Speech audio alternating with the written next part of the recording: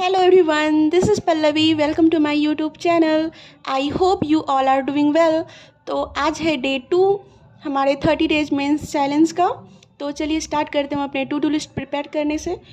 तो आज मैं अपने टू डू लिस्ट में 2 चीज़ को ऐड करने वाली हूँ। पहला वोकैब डिवीज़न को और दूसरा क्रिटिकल रीजनिंग को, क्योंकि क्रिटिकल रीजनिंग बहुत ही अच्छे मार्क्स से पूछा जाता है एग्जाम में। मैंने रिसेंटली SBI क्लर्क मेंस के एग्ज़ाम में देखा है कि क्रिटिकल रीजनिंग बहुत ईजी आते हैं एग्ज़ाम में, जिसको हम अगर थोड़ा सा भी उस पर मेहनत कर ले तो हम अच्छा मार्क्स गेन कर सकते हैं इसके थ्रू। तो सबसे पहले हम स्टार्ट करते हैं अपने वो एडिटोरियल क्लास से, जो मैं वरुण सर से करती हूँ, क्योंकि वरुण सर का स्टूडेंट फ्रेंडली अप्रोच से मुझे काफ़ी हेल्प मिली है। मेरे मार्क्स काफ़ी कम आते थे इंग्लिश का जब मैं सेक्शनल देती थी स्टार्टिंग में, तो 1-2 मार्क्स भी मेरे आए हुए हैं और अभी मेरे मार्क्स 20+ आते हैं प्री में, बिकॉज ऑफ वरुण सर। मैं वरुण सर को 1-2 साल से फॉलो कर रही हूँ और मेरे इंग्लिश में काफ़ी इम्प्रूवमेंट आई है। अगर कोई भी बिगिनर है तो वो वरुण सर को फॉलो कर सकता है। वैसे तो सारे ही टीचर बेस्ट हैं, इम्पॉर्टेंट ये है कि हम किस सर के साथ कंफर्टेबल हैं। तो यहाँ पे मेरी एडिटोरियल की क्लास एंड होती है, फिर मैं आ जाती हूँ स्मार्ट कीड़ा के मॉक ड्रिल पर। तो मैं अप्रैल मंथ का फर्स्ट वीक का PDF स्टार्ट कर रही हूँ पढ़ना। तो मैं आज फाइनेंशियल का टॉपिक पढ़ रही हूँ।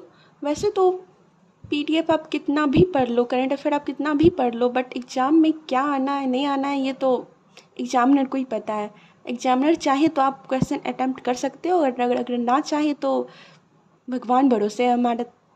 लेकिन हमें अपना 100% देना है CA को, क्योंकि CA कभी कभी ना हमारे मार्क्स बहुत ज़्यादा इंक्रीज़ करने में हेल्प करता है। अगर हमारा GA अच्छा जाए ना एग्ज़ाम में तो हमारा मार्क्स काफ़ी हद तक अच्छा हो जाता है।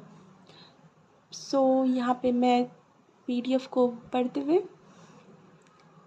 एक्चुअली वहाँ पे मैं ट्राई कर रही थी RBI के 4th गवर्नर का नाम लिखने के लिए, जो है पूनम गुप्ता, बट वो पेन नहीं चल रहा था, इसलिए ऐसा हुआ। फिर उसके बाद मैं आ जाती हूँ हरदीप सर की DI की क्लास।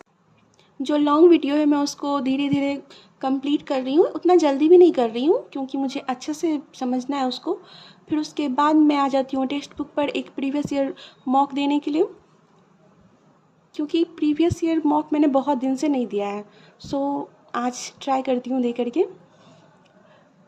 ये जो सेक्शनल टाइम हो गया ना, 25 मिनट रीजनिंग 20 मिनट क्वांट, ये थोड़ा मुश्किल हो गया है, क्योंकि रीजनिंग हम जल्दी ही बना लेते हैं, थोड़ा क्वांट में हमें टाइम चाहिए होता है, बट क्लर्क प्रैक्टिस से ये भी हो जाएगा।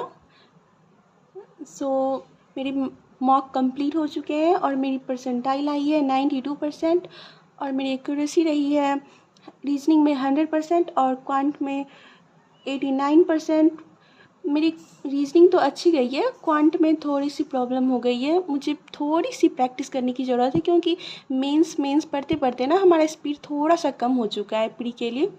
हमें प्रैक्टिस करते रहना है, क्योंकि प्री भी हमें निकालना है, तभी हम मेंस दे सकते हैं। मुझे अपने स्पीड को बढ़ाने की ज़रूरत है।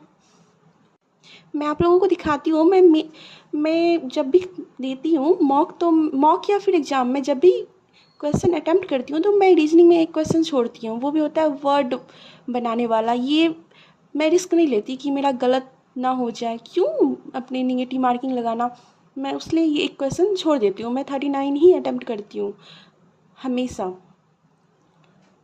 तो फिर ये रहा वो क्वेश्चन जो मैंने स्किप किया है, और क्वांट में मेरे 3 गलत हो गए।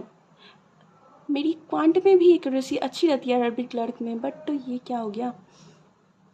उसके बाद मैं आ जाती हूँ वो कैब डिवीज़न के लिए। मेरे पास पहले से पढ़े हुए हैं, फरवरी मंथ के PDF निकला हुआ है, तो मैं उसको रिवाइज कर रही हूँ यहाँ पे,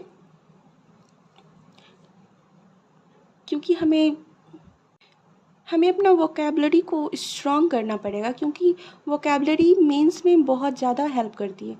मेंस में क्या, आपके पैराजिबल बनाने में, क्लोज टेस्ट बनाने में, सभी चीज़ में वोकैबलरी बहुत ज़्यादा हेल्पफुल होती है, क्योंकि हमें वर्ड का मीनिंग पता होगा तभी तो हम उस चीज़ को अंडरस्टैंड कर पाएंगे कि क्या बोल रहा है क्वेश्चन में। सो मैं डेली बेसिस पे अपना वोकेबलरी को रिवाइज़ करती हूँ। फिर मैं आ जाती हूँ हर्षल की क्रिटिकल रीजनिंग की क्लास करने के लिए। ये करने के बाद फिर मेरा हो जाता है आज का डे कंप्लीट। यहाँ पे मैं अपना टू डू लिस्ट को टिक करते हुए फिर दैट्स फॉर इट। मिलते हैं नेक्स्ट वीडियो में। Thank you so much. आपको वीडियो अच्छा लगा हो तो प्लीज़ लाइक एंड सब्सक्राइब कर दो।